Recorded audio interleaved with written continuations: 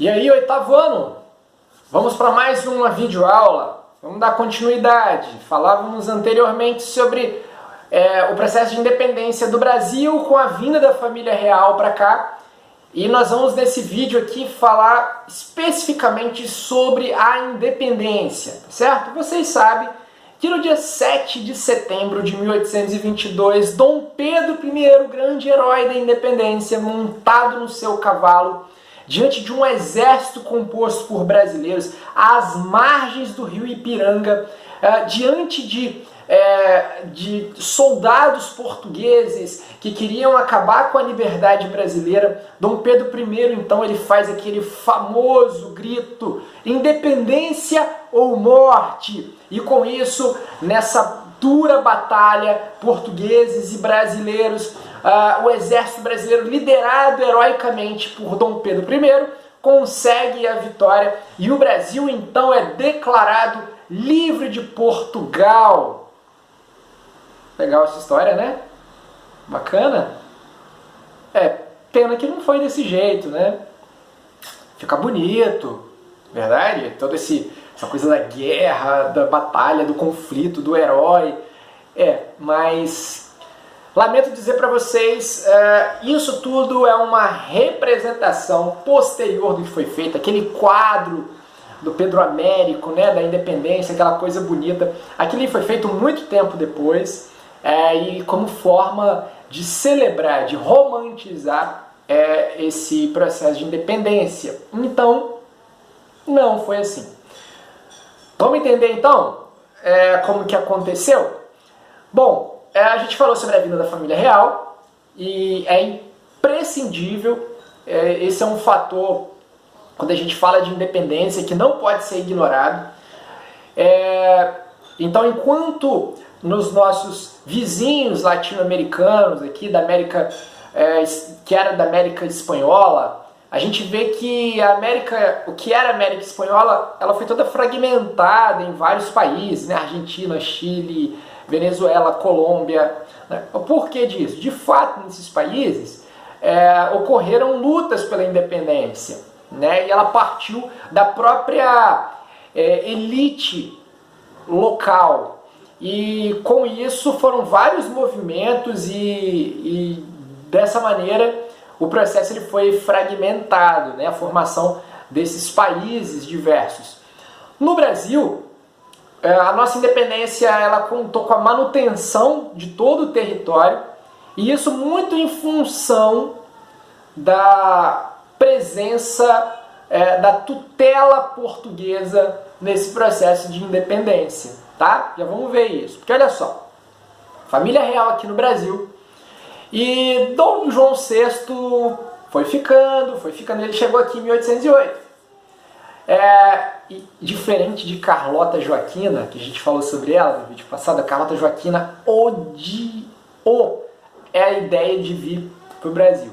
Ela achava o fim da picada, vir para uma terra dessa de selvagens, ela acostumada com os requintes europeus, mas ela precisou vir, ela era esposa, né, do Dom João VI, que aqui no Brasil, em 1815, acaba se tornando rei, porque a mãe dele morre, ele já governava, de fato, mas ele se torna rei oficialmente.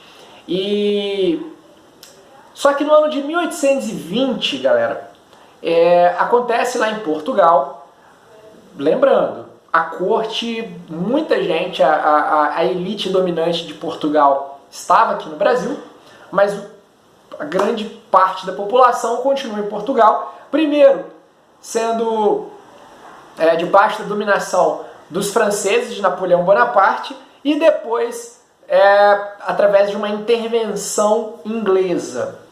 E aí então pipoca lá em Portugal no ano de 1820 a chamada Revolução do Porto, Revolução Liberal do Porto, de orientação liberal, como diz o próprio nome, né, do movimento, só que liberal para os portugueses, não para o Brasil. Porque um dos pontos importantes dessa revolução é que o Brasil voltasse à condição de ser colônia. E para isso exigiram o retorno do rei.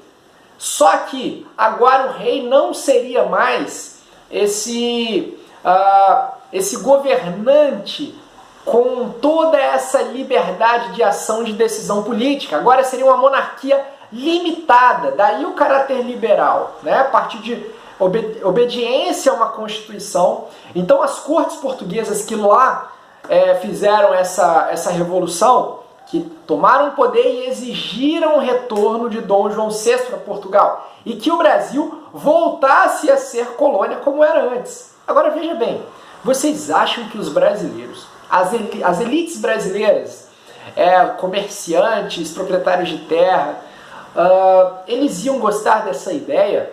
Que se acostumaram durante todo esse tempo em ter essa liberdade, os portos abertos às outras nações, a sede do governo português, e de repente voltar à condição anterior. Isso seria muito difícil de engolir. E com isso, Dom João VI, sendo obrigado a voltar, Carlota Joaquina amou essa ideia, claro. Dizem, inclusive, que ela, na viagem, e aí no navio ela foi e tirou suas sandálias e ela jogou no mar e disse que dessa terra eu não quero nem o pó. Olha só, né? Ela detestava o Brasil. Mas fato é que o Dom João VI retorna, mas ele deixa aqui o filho dele, o Dom Pedro, ok? Dom Pedro jovem, ambicioso, vaidoso, herdou um pouco do gênio da sua mãe, da Carlota Joaquina, um galanteador. Tem várias histórias de casos amorosos de Dom Pedro, né? Pois bem, o Dom Pedro acaba que ele fica no país, e com isso as elites brasileiras, não querendo, com medo de voltarem à condição anterior de colônia, elas começam a se aproximar de Dom Pedro. Dom Pedro passa a ser então esse mediador, esse cara que conduziria as discussões políticas aqui no Brasil por uma maior liberdade. E Dom Pedro vai gostando dessa ideia, né? Ele vai se vendo valorizado, se vendo importante, e com isso os portugueses perceberam toda essa movimentação e fizeram o quê? Obrigaram também o Dom Pedro a voltar para Portugal, igual o pai dele. E nisso os brasileiros resolveram fazer então um abaixo-assinado, mais de 8.000 assinaturas, e levaram para o Dom Pedro. E aí tem aquela famosa frase, né, quando ele diz que se for para o bem de todos e felicidade geral da nação, diga o povo que eu fico. Esse ficou conhecido como o famoso Dia do Fico. Foi no início de 1822, né, em janeiro, e ele resolve ficar no Brasil, desobedecendo as ordens de Portugal. Então isso já vai mostrando uma certa autonomia dessa condução aqui no país. Então Dom Pedro, aliado a essas elites, eles vão desobedecendo essas ordens portuguesas. E mais do que isso, alguns meses depois, ele proclama um decreto conhecido como Cumpra-se, que dizia que qualquer ordem vinda de Portugal só seria colocada em prática aqui com o consentimento dele, com a permissão dele. Foi conhecido como Cumpra-se.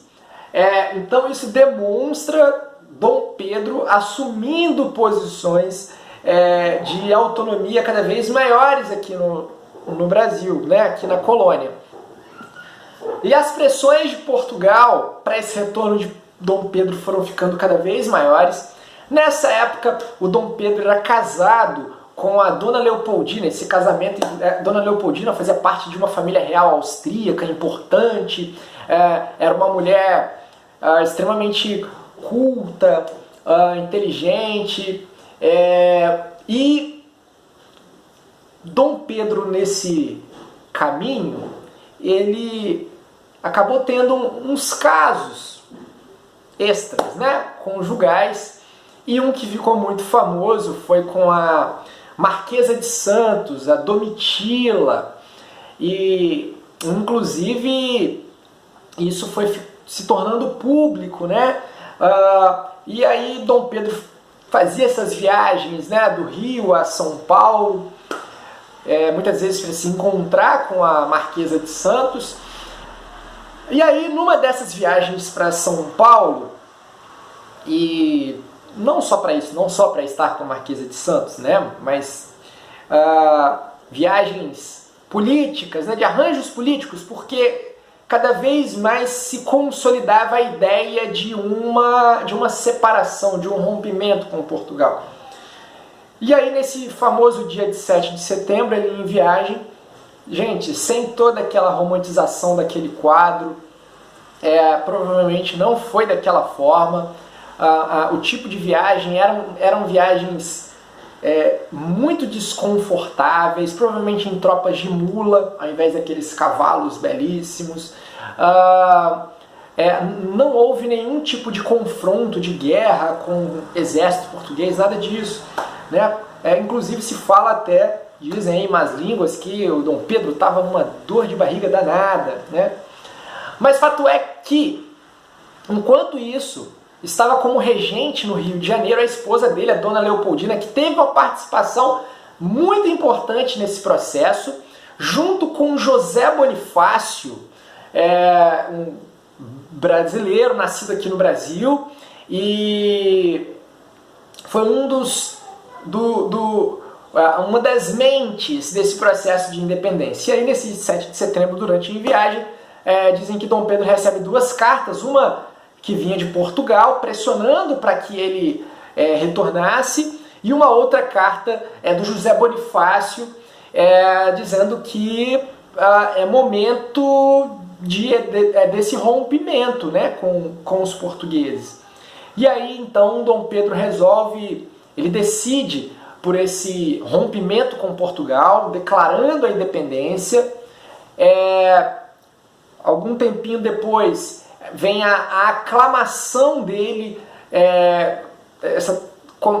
uma oficialização aqui no Brasil dessa independência de Portugal. Ele inclusive é aclamado como imperador do Brasil, mas e aí, então foi dessa forma e Portugal aceitou tranquilo? Não, gente. Portugal não reconheceu a independência do Brasil. Na verdade, o primeiro país a reconhecer a independência foi os Estados Unidos só em 1824. Lembrando que a declaração foi em 1822. Portugal só foi reconhecer em 1825, pessoal. Mediante, sabe o quê? Dinheiro. Pagamento. O Brasil precisou pagar pelo seu reconhecimento de independência, tá? Então, toda aquela história romântica de luta, de guerra, de sangue, de suor, não. A gente viu então que foi mais um processo de negociação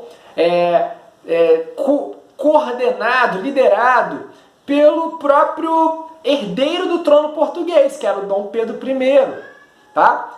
Junto com as elites brasileiras. Então, gente, olha só, isso não quer dizer que não teve conflitos, que não teve luta. Em alguns lugares, mesmo com a declaração, Portugal ainda manteve suas tropas, como aqui na Bahia, tá? E aqui na Bahia, por exemplo, houve luta sim. E tanto que os portugueses só conseguiram ser expulsos em 2 de julho de 1823, né? A gente vê a importância aí dessa data, 2 de julho, que inclusive é feriado aqui na Bahia, né? Então quando vier gente mal informada dizendo assim, baiano que fica inventando feriado, independência da Bahia, só para não trabalhar, gente, aí você responde, deixa de ser ignorante, rapaz, vai estudar história, que a gente vai entender o porquê desse 2 de julho, tá?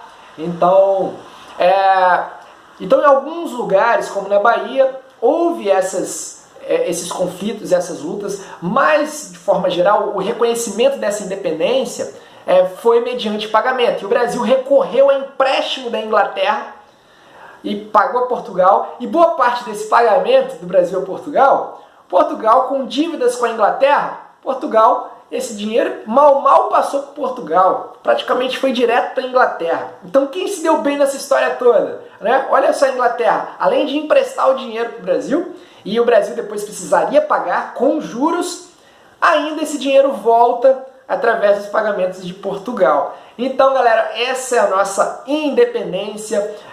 Próximos vídeos a gente vai mais a fundo desse contexto brasileiro aí, tá bom? Grande abraço a vocês, valeu!